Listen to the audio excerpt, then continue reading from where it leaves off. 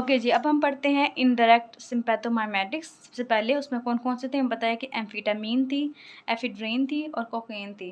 अब आपको पता है कि एम्फीटामीन किस क्लासिफिकेशन में थी, ये मेनली किस में आती थी, रिलीजर्स, जो कि रिलीज़ करवाती है, ठीक है। एफिड्रिन का मिक्स्ड एक्शन था लेकिन हमने इसको रिलीजर्स में भी साथ डाला था।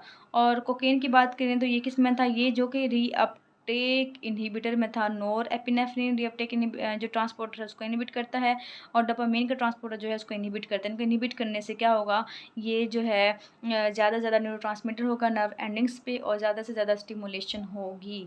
सो आपने ये बात याद रखनी है। अब हम बात करते हैं एम्फीटामीन की। एम्फीटामीन जो है वो हमने मैकेनिज्म ऑफ एक्शन कर लिया, क्या है, रिलीजर्स है, ये हमने बात कर ली है। उसके बाद इसका हमने इफ़ेक्ट पढ़नी है और साथ साथ हमने यूजेज पढ़नी है, क्या क्या यूज़ होती है। इसका इफ़ेक्ट क्या होता है, मेनली एम्फीटामीन जो है ना ये आपके सीएनएस के जो नर्व टर्मिनल्स हैं वहाँ पे ज़्यादा एक्ट करता है। सो वहाँ पे क्या करेगा, क्योंकि हमें पता है कि जो सिम्पैथेटिक सिस्टम है उसका जो नोरेपिनेफ्रिन है वो not only on sympathetic system बल्कि ये सीएनएस के जो न्यूरॉन्स हैं वहाँ पे भी ये न्यूरोट्रांसमीटर पाया जाता है।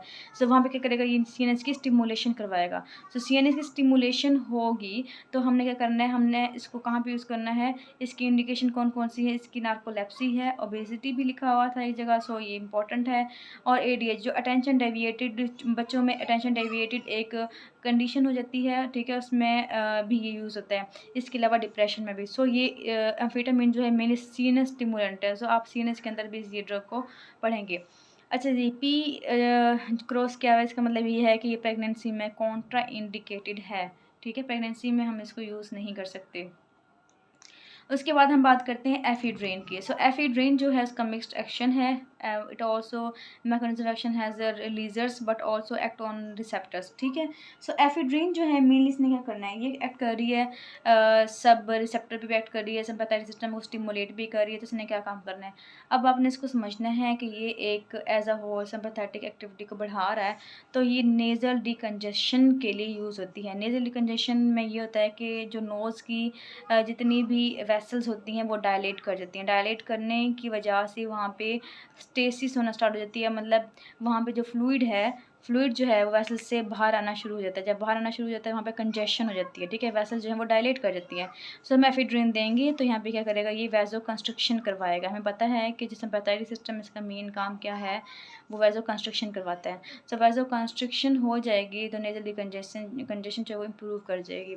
इसके अलावा यूरिनरी इनकॉन्टिनेंस में पता है कि जो हमारी ब्लैडर का जो स्फिंक्टर है उसको भी कौन कंट्रोल करता है, सिम्पैथेटिक सिस्टम। सो वहाँ पे क्या होगा कि यूरिनरी जो स्फिंक्टर है वो इसी तरह से क्लोज नहीं हो रहा, ठीक है, अपनी मर्ज़ी से ओपन हो रहा है, ठीक है। तो से उसमें उसकी जैसे क्या होता है, यूरिनरी इनकॉन्टिनेंस होती है।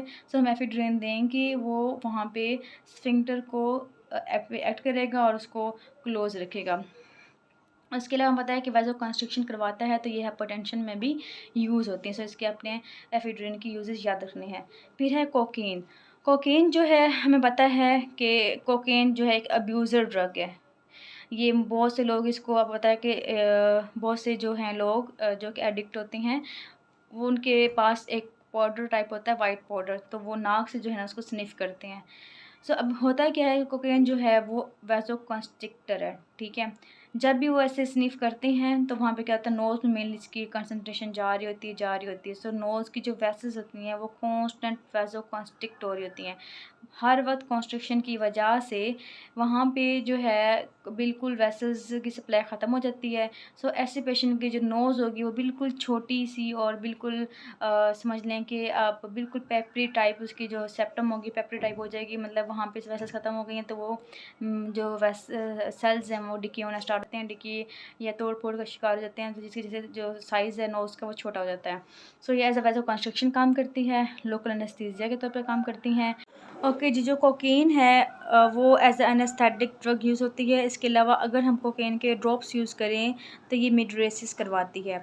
अच्छा जी, यहाँ पे है it is use to confirm Horner syndrome. ये इंपॉर्टेंट बात है। हॉर्नर सिंड्रोम में क्या होता है कि मेनली सिम्पैथेटिक जो फाइबर्स जा रहे होते हैं वो इफ़ेक्ट हो जाते हैं। उनके इफ़ेक्ट होने की वजह से मतलब सिम्पैथेटिक जो है स्टिमुलेशन नहीं जा रही होती, ना जाने की वजह से पीपल जो है वो बिल्कुल कॉन्स्ट्रक्टेड रहता है, मतलब डायलेट नहीं करता। सेकेंड ये कि स्वेटिंग को इफ़ेक्ट भी करता है। थर्ड ये कि पीपल्स आइज़ के ऊपर जो आईलिड होती है, आईलिड की ड्रॉपिंग हो जाती है, ठीक है। सो अगर हम क्या करते हैं कि हम कोकेन के ड्रॉप्स डालते हैं आँख के अंदर, अगर ड्रॉप डालने के बाद भी पीपल डायलेट ना करे, इट मीन्स कि सिंपैथेटिक सिस्टम का मसला है, इट मीन्स कि हॉर्नर सिंड्रोम है। अगर वो डायलेट कर जाती है, इट मीन्स कि पीपल की डायलेशन जो है वो किसी और वजह से नहीं हो रही, लेकिन कोकेन से अगर हो जाती है तो इट मीन्स कि ये क्या कर रही है, सिंपैथेटिक सिस्टम जो है वो इंटैक्ट है। सो हम इसको डायग्नोस करने के लिए जो है हम कोकेन को यूज़ करते हैं।